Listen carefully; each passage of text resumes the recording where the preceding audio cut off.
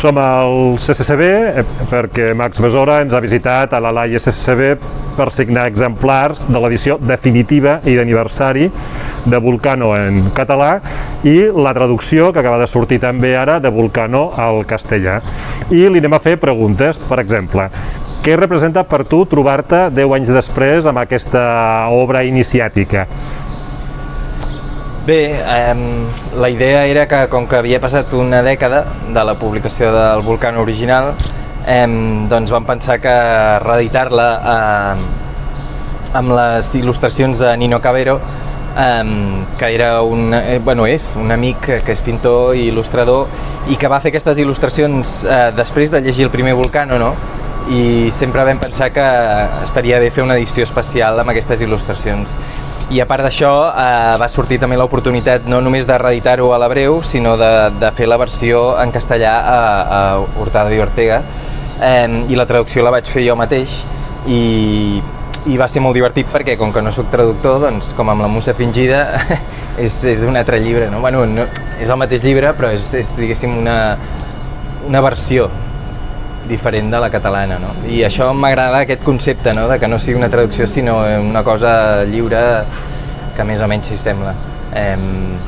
I la gràcia era això, fer-ho amb les dues edicions i jugar també amb les portades, no? A mi m'interessa molt també l'estètica dels llibres i jugar amb la portada, els colors, no? El vermell i el negre, que també és el color de l'anarquisme, etc.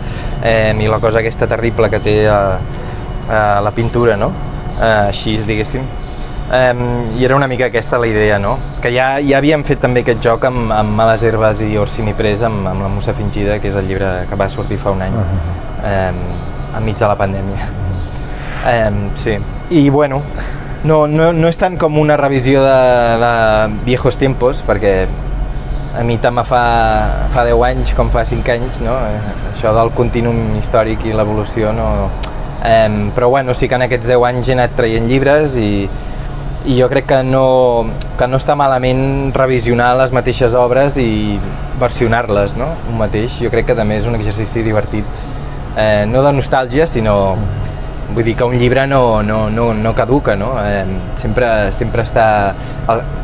Vull dir, sempre és interessant tornar a rellegir i a reescriure un llibre, no? I en aquest sentit crec que ha quedat una versió molt simpàtica.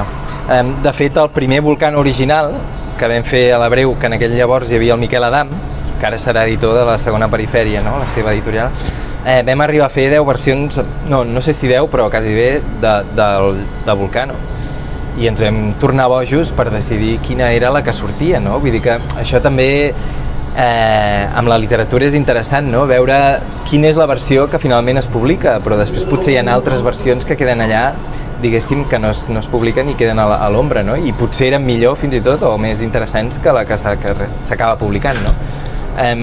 Llavors, en aquest sentit, també seria interessant veure, per exemple, no sé, que un autor només publiqués un llibre i el anés reeditant de maneres diferents, no? Totes les versions que fes i no fes cap més altre llibre, no? Això seria molt interessant, és a dir, que al final la literatura és un sol text, no? Amb un contínuum que es va escrivint i reescrivint sempre sobre el mateix, no?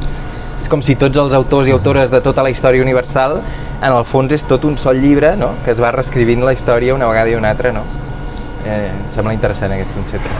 I ara, per acabar, dona'ns una exclusiva. Què estàs preparant? Quins són els projectes de futur més immediats amb els quals ens pots tornar a sorprendre?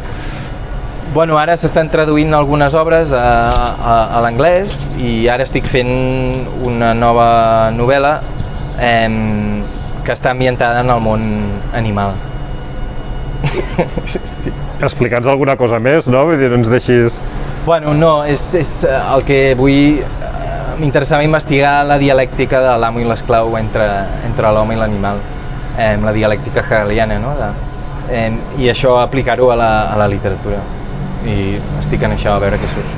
Bueno, doncs moltes gràcies per aquesta gran exclusiva i desitgem que aquesta nova edició de Vulcano amb la traducció al castellà doncs trobi aquest públic que fa 10 anys igual tenien 10-15 anys i encara no estaven per aquestes coses. Moltes gràcies, Max. Res.